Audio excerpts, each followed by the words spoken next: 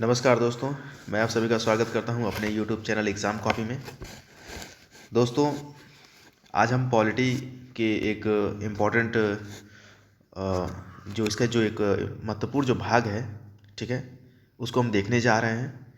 क्योंकि महान्यायवादी एवं महाधिवक्ता यहाँ से निश्चित है कि आर्टिकल से संबंधित एक क्वेश्चन पूछ लिया जाता है किसी भी परीक्षा में, चाहे वो ग्रुप सी हो, ग्रुप डी हो, इवन ग्रुप बी के भी एग्ज़ाम्स में पूछे जाते हैं। अगर हम बात करें यूपीएससी की, ठीक है, यूपीएससी तो सीएपीएफ असिस्टेंट कमांडेंट के एग्ज़ाम में ये डायरेक्ट क्वेश्चन आ चुका है कि आर्टिकल 70 किससे रिलेटेड है, ठीक है। तो आप समझ सकते हैं कि यूपीएससी में भी यहाँ से प्रश्न बन रहा है, ठीक है। तो इसको हम थोड़ा सा हल्के में नहीं ले सकते हैं।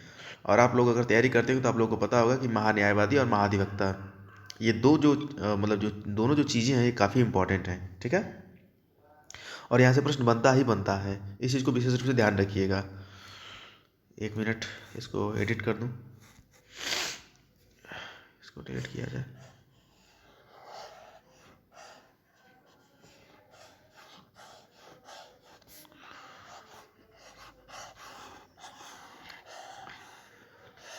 ठीक है, ये हो गया। तो महान्यायवादी और महाधिवक्ता काफ़ी महत्वपूर्ण हमारे लिए हो जाता है। तो ठीक है, अगर आपने चैनल को सब्सक्राइब नहीं किया तो प्लीज़ सब्सक्राइब कर लीजिए, बेल आइकन को ऑन कर लीजिए, लाइक कीजिए, कमेंट कीजिए, शेयर कीजिए, ठीक है। और अब हम देखने जा रहे हैं कि ये कैसे काम करता है और ये क्या क्या चीज़ें इसमें हैं और कैसे कैसे प्रश्न इसमें पूछे जाते हैं। तो सबसे पहले हम जो समझने का जो प्रयास करेंगे वो ये समझने का प्रयास करेंगे कि महान्यायवादी क्या है। महान्यायवादी ये कौन है और महाधिवक्ता कौन है। महाधिवक्ता ये कौन है, ठीक है।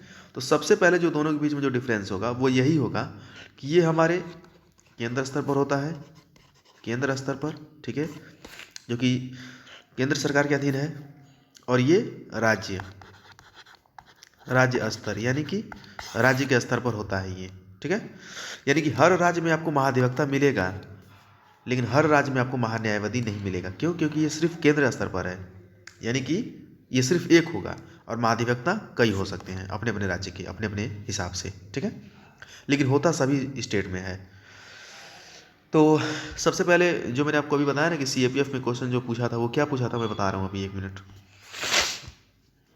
तो सीएपीएफ असिस्टेंट कमांडेंट में एक क्वेश्चन आया था कि अनुच्छेद 76 किससे संबंधित है। और मैं आपको बता दूं कि अभी हाल ही में यूपीएसआई का एग्ज़ाम हुआ है, यूपीएसआई 2021, इसमें एग्ज़ाम हुआ है, तो वहाँ पर भी ये प्रश्न पूछा हुआ था, ठीक है। तो आर्टिकल जो 76 है ये हमारा संबंधित है किससे, भारत के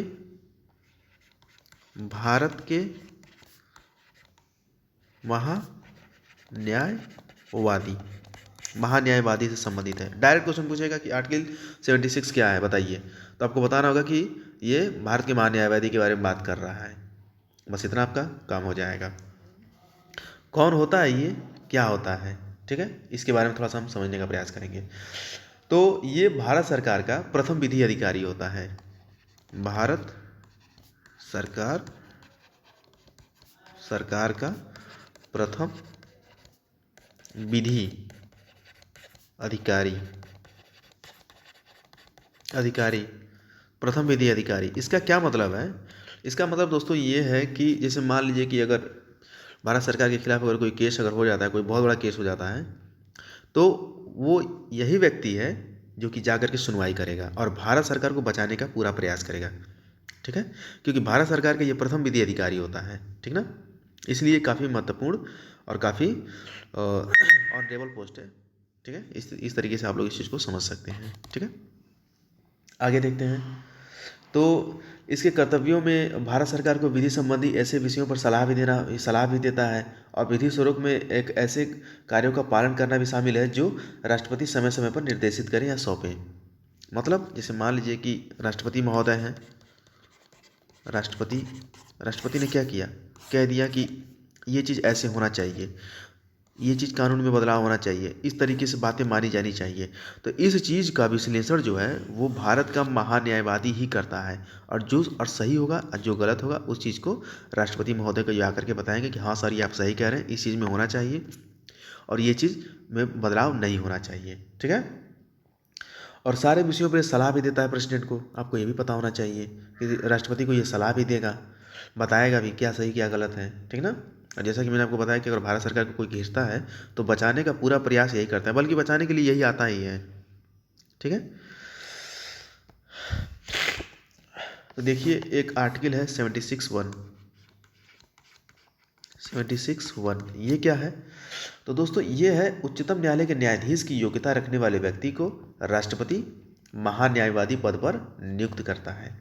मतलब आप समझ रहे हैं कि महान्यायवादी ऐसा नहीं है कि कोई भी रात में सो करके उठा और जा करके राष्ट्रपति से कह दिया कि सर हमको महान्यायवादी बना दीजिए, या ऐसा नहीं है कि राष्ट्रपति रात में सोएं और सुबह उठ करके कह दिए कि ऐसा है ना कि तुम मेरे काफ़ी करीबी, तुम ही महान्यायवादी बन जाओ।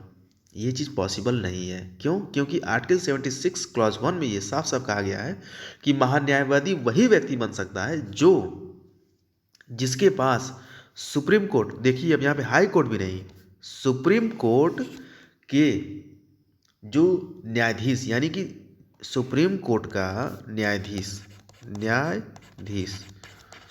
बनने की न्यायाधीश बनने की योग्यता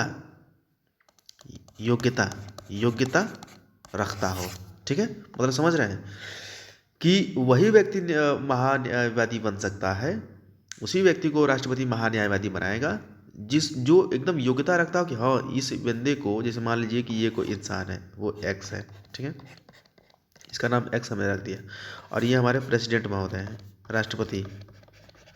ठीक है। और यहाँ पर एक और आ गया, ये वाई और ये हमारे जेड हो गए, राष्ट्रपति का नाम जेड हो गया। अब राष्ट्रपति रात में ऐसा नहीं है कि सो करके उठें और कह दिए कि ऐसा है भाई साहब आप महान्यायवादी बन जाइए क्योंकि आपकी बहुत ज़रूरत है। ऐसा नहीं है। क्यों नहीं है? क्योंकि इसके पास वो योग्यता नहीं है जो कि इस महोदय के पास है, यानी कि जो एक्स के पास है। और एक्स के पास क्या है? ये सुप्रीम कोर्ट का जज बनने का पूरा योग्यता रखता है। इसके पास वो सारा क्वालिफिकेशन है जो सुप्रीम कोर्ट का जज बनने के लिए ज़रूरी है।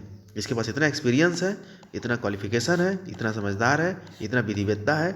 मतलब काफ़ी, मतलब अब ऐसे समझ लीजिए कि ऐसे ही नहीं कोई बन जाता है, काफ़ी ये बड़ा पद माना जाता है महान्यायवादी का। ठीक है। और काफ़ी सम्माननीय भी पद है। तो इस चीज़ को आप लोग याद रखिएगा कि यहाँ पर महान्यायवादी जो बनेगा वो एक्स बनेगा। क्यों बनेगा? क्योंकि इसके पास सारी क्वालिफिकेशन है। और वाई क्यों नहीं बनेगा? क्योंकि ये सिर्फ एक आम आदमी है। ठीक है। अब आगे देखते हैं। तो यहाँ पर हमने क्या देखा कि आर्टिकल 76(1) में हमने क्या देखा कि सुप्रीम कोर्ट का न्यायाधीश बनने वाला जो व्यक्ति योग्यता रखेगा वही महान्यायवादी बनेगा। ठीक है। ओके। अब आगे देखते हैं। महान्यायवादी का जो पद होता है, महान्यायवादी ये जो हैं, ये महोदय जो होते हैं, ये राष्ट्रपति के प्रसाद पर्यंत कार्य करते हैं। मतलब इसका मतलब ये, जैसे कि हम यहाँ पर राज्यपाल को देख सकते हैं। राज्यपाल, जैसे मान लीजिए राज्यपाल हो गया, तो राज्यपाल क्या होता है? ये राष्ट्रपति के प्रसाद पर्यंत ही तो काम करता है राज्यपाल। क्यों? क्योंकि राष्ट्रपति जब चाहेगा, रात बिरात में चाहेगा, इसको तुरंत फरमान जारी कर देगा, कहेगा कि ऐसा है राज्यपाल, तुम हट जाओ, हम दूसरे को राज्यपाल बना रहे हैं, और राज्यपाल को अपना पद छोड़ना पड़ेगा। इसीलिए कहा गया कि राज्यपाल का पद जो होता है वो फिक्स नहीं होता है। ठीक है। तो ठीक ऐसे ही महान्यायवादी भी जो हैं ये राष्ट्रपति के प्रसाद पर्यंत, यहाँ पर देखिए मैंने लिख रखा है प्रसाद पर्यंत, यानी कि राष्ट्रपति का मन करेगा तो जब चाहेगा तब इसको हटा देगा। ठीक है। और इनका जो वेतन होता है ना महान्यायवादी का, अभी हम बात महान्यायवादी की करेंगे। ठीक है। ये राज्यपाल तो मैंने बस समझाने के लिए बताया आपको। तो वेतन का क्या सिनेरियो है? तो राष्ट्रपति जो बोलेंगे वो इनको वेतन उठाना पड़ेगा।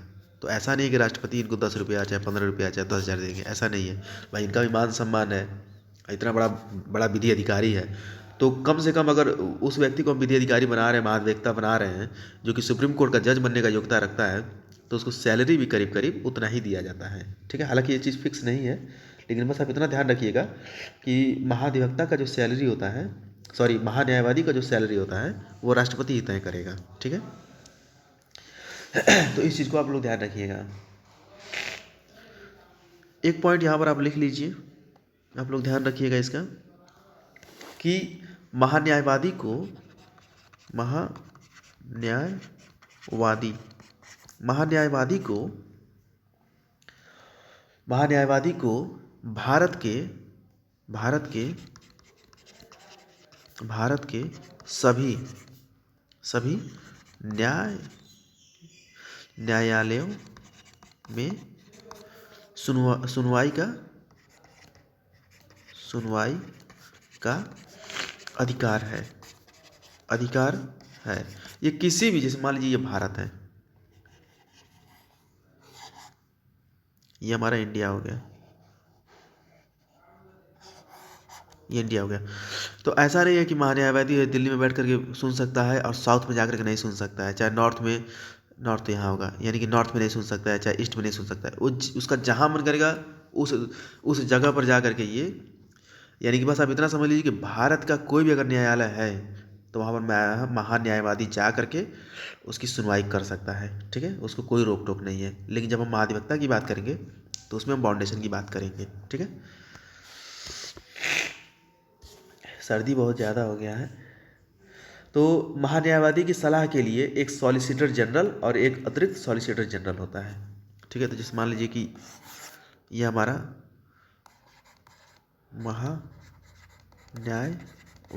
महान्यायवादी हो गया। ठीक, तो इनकी सलाह के लिए, यानी कि इनको थोड़ा सहायता देने के लिए एक सॉलिसिटर जनरल होता है, सॉलिसिटर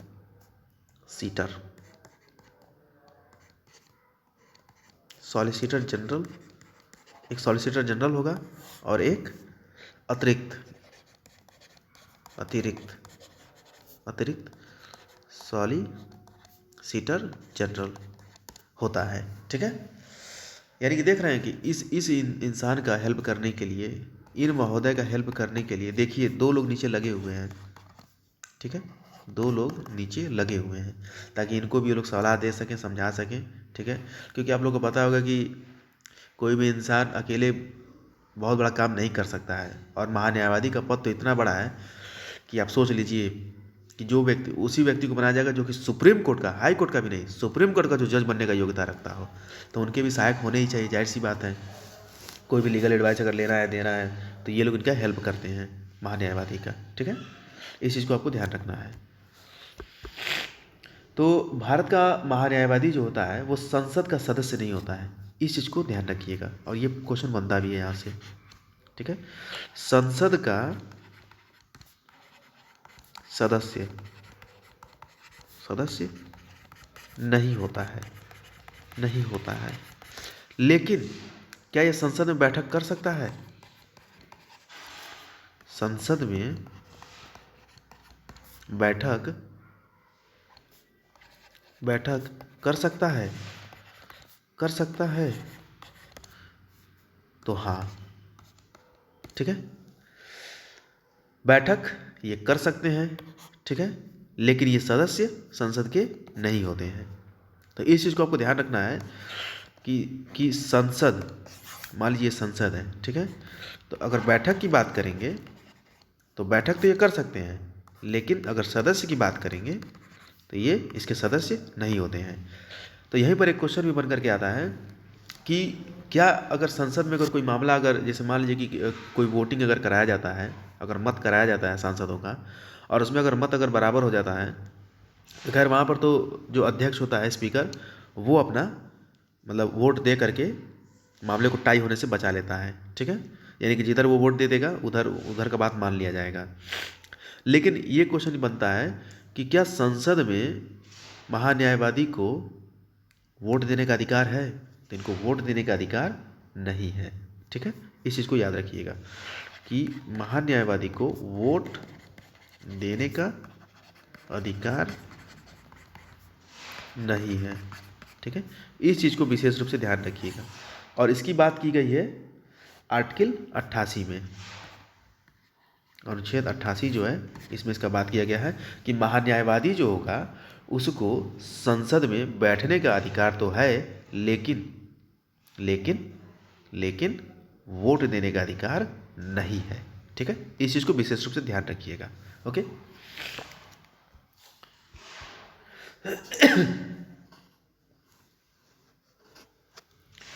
देखिए 105 जो है ये संसद के जो सदस्य होते हैं, ठीक है, संसद के सदस्य, इनको विशेषाधिकार प्राप्त होता है, विशेषाधिकार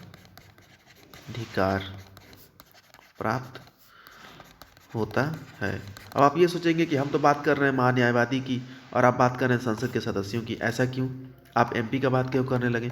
तो मैं यहाँ पर दोस्तों ये बताने का प्रयास कर रहा हूँ कि एमपी के समान ही महान्यायवादी जो होता है, महान्यायवादी, ठीक है, महान्यायवादी जो होता है इसको भी विशेषाधिकार मिला हुआ है, विशेषाधिकार मिला है, इसको भी विशेषाधिकार मिला हुआ है। ठीक है, तो ये हमारे सारे जो महान्यायवादी से जो भी प्रश्न बन सकता था, जो भी मतलब आ सकता था जहाँ से भी, हमने उसके बारे में पूरा डिटेल में हमने देख लिया। अब हमारा आता है महाधिवक्ता, उसके बारे में 2-4 पॉइंट ही इंपॉर्टेंट है क्योंकि सारी चीज़ें लगभग लगभग वो वैसे ही हैं, तो बस हम महाधिवक्ता को हम देख लेते हैं। तो अब हम बात करेंगे महाधिवक्ता की।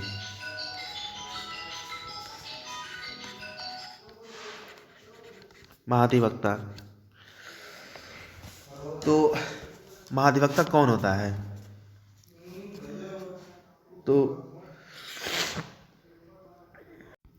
तो महाधिवक्ता कौन होता है, इस चीज़ को थोड़ा सा हम समझने का प्रयास करेंगे। ठीक है, सारी की सारी चीज़ें वही हैं, बस आपको ध्यान ये रखना है कि जैसे महान्यायवादी केंद्र स्तर पर था वैसे महाधिवक्ता राज्य स्तर पर होगा।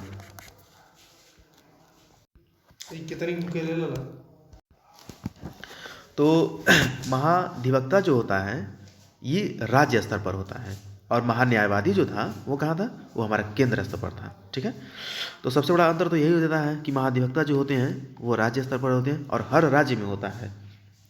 एक आर्टिकल है, थोड़ा सा इसको ध्यान रखिएगा, विशेष रूप से ध्यान रखिएगा क्योंकि ये पूछा जाता है। ठीक है, कि आर्टिकल 165 किससे संबंधित है? तो दोस्तों आर्टिकल 165 जो है ये बात करता है महाधिवक्ता की। महाधिवक्ता, जैसे आर्टिकल 76 था वैसे आर्टिकल 165 हो गया। ठीक है, महाधिवक्ता की बात करता है। ठीक है, और अगला पॉइंट राज्य का सर्वोच्च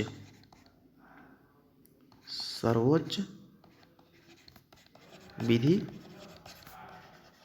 अधिकारी, राज्य का सर्वोच्च विधि अधिकारी होता है। ठीक है, जैसे हम जब महान्यायवादी की बात कर रहे थे तो राज्य की जगह पे हमने केंद्र को देखा था, वैसे ही जब महाधिवक्ता की बात करेंगे तो हम केंद्र की जगह पर राज्य की बात करने लगेंगे। राज्य का ये सर्वोच्च विधि अधिकारी होता है। जैसे अभी एक जल्दी एक फिल्म आई थी जय भीम, ठीक है, तो उसमें आपने देखा होगा कि राज्य सरकार, चूँकि पुलिस जो होती है राज्य सरकार के अधीन ही होती है, तो उसमें आपने देखा होगा कि जो अनुसूचित जो जनजाति के जो लोग थे उन पर कैसे गलत गलत मुकदमे जो दायर करके पुलिस जो है वो उनको कैसे मारती है, पीटती है, कितना शोषण उनका कितना किया जाता है। ठीक है, तो जय भीम में दिखाया है कि किस प्रकार से ये जो राज्य का जो सर्वोच्च विधि अधिकारी है जिसको हम महाधिवक्ता के नाम से जानते हैं वो उसमें फिर आता है। हालांकि वो केस लास्ट में हार जाते हैं वो, लेकिन वहाँ से आप इस फिल्म को अगर नहीं देखें तो प्लीज़ देख लीजिए, फिल्म बहुत अच्छी है। तो उसमें आप देखेंगे कि महाधिवक्ता उसमें मतलब कैसे अपना रोल प्ले कर रहा है, वो कैसे स्टेट को आकर के बचाने का प्रयास करता है, उस फिल्म में साफ साफ दिखाया है। हालांकि लास्ट में हार जाते हैं क्योंकि भाई गलत तो गलत ही होता है, तो हारना तो उनको स्वाभाविक था। लेकिन मैं बस ये बात कर रहा हूँ महाधिवक्ता की, तो महाधिवक्ता को आप उसमें देख सकते हैं कि आप देखेंगे कि किस प्रकार से जो जज जो होता है हाई कोर्ट का वो भी उनको मतलब उनका हाल चाल लेता है, उनके बारे में पूछता है। उस फिल्म की बात कर रहा हूँ मैं। ठीक है, आगे हम देखते हैं। तो जैसे महान्यायवादी था राष्ट्रपति के प्रसाद पर्यंत काम कर रहा था, वैसे ही महाधिवक्ता जो होगा वो महाधिवक्ता, ये जो होंगे ये क्या करेंगे, ये राज्यपाल, क्योंकि आप समझ सकते हैं कि राज्य में राज्यपाल राष्ट्रपति के समकक्ष होता है, ठीक है। राज्यपाल के प्रसाद पर्यंत कार्य करता है, ठीक है। इस चीज़ को ध्यान रखिएगा। और इनका भी जो होता है वो कार्यकाल कोई निश्चित नहीं होता है। क्यों? क्योंकि भाई राज्यपाल के प्रसाद पर्यंत आप हो गए तो जाहिर सी बात है राज्यपाल जब मन करेगा तब आपको हटा देगा, ठीक है। इस चीज़ को ध्यान रखिएगा। और महाधिवक्ता जो होता है, महाधिवक्ता जो होगा, इसको राज्य के किसी भी न्यायालय में सुनवाई का अधिकार होता है। जैसे मान लीजिए कि ये उत्तर प्रदेश है, यूपी, ठीक है। यहाँ पे इलाहाबाद हो गया, यहाँ पर लखनऊ हो गया, चलिए लखनऊ इधर कर दीजिए, यहाँ पे लखनऊ हो गया, यहाँ पे इलाहाबाद हो गया, ठीक है। या चलिए इसको मेरठ मान लेते हैं, इसको लखनऊ मान लेते हैं, इसको इलाहाबाद मान लेते हैं, ठीक है।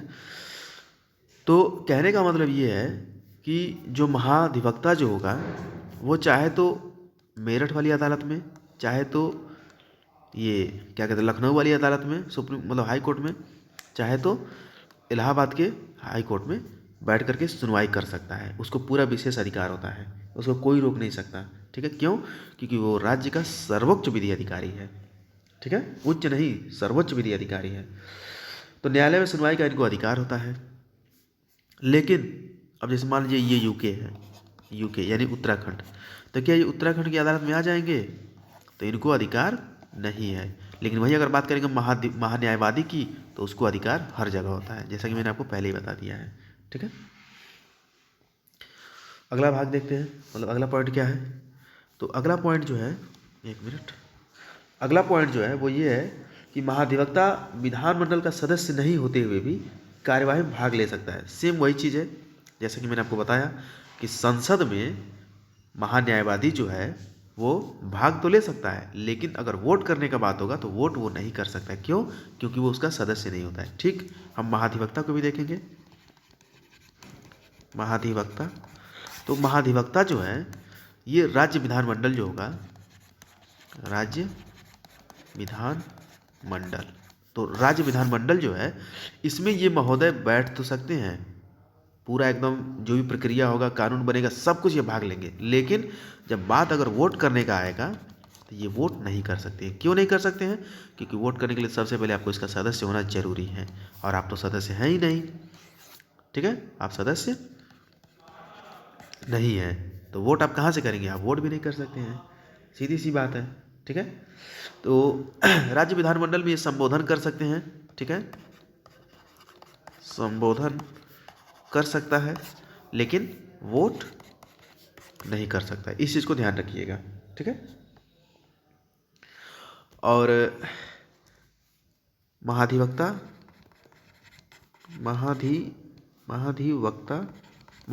जो होगा वो राज्यपाल के समस्त विधि कार्यों को,